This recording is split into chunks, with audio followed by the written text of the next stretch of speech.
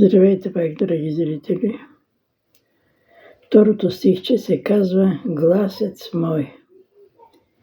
Някога славече бях, сега гарван грачещ, колко мъка изживях, търсещ те и крачещ. Как изчезна гласец мой, пеех от детенце, какъв траур бил е той, пробол с вратенце, как изчезна, где се скри, как не забелязах, от очите ми изкри, в тъжен траур влязох. В траур било и сърце, гърло заболяло, уж съседро бях телце, цяло тяло разбрало. Вратенцето върти се, самичко в радост пей, пред траура сърди се, и злоба в теб излей. Мечтая да запея, да пусна меден глас, да пея и да пея в природа и захлас. Това беше второто стихотворение "Гласец мой", а първото "Мравка ме полази".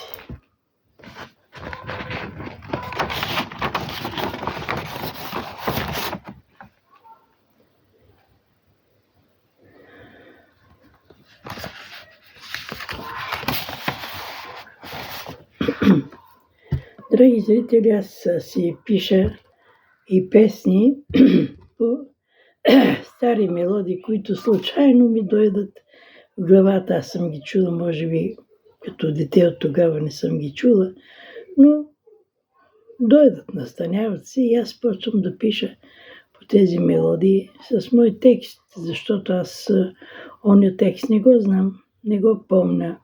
Или най-много да знам, че да речем за вино или за любов или за женитба, но едва ли. И така, сега да ви прочета една песен "Руйно вино червено". Руйно ле вино червено, от наше грозде родено, как да по-харно сервирам, уча се, но не разбирам. В чаша или в бутилка, май втората е по-милка, по-лесно песен измисля и мозъка го избистря. Бързо приятел намира и нему вино сервира, двама за хоро си стигат и извеждат и извиват. Това също на времето се пееше по същата мелодия. Се пееше и се играеше на именни дни, ходих от къща на къща, но аз само мелодията съм запомнила, която случайно ми е дошла вчера и съм написала това нещо.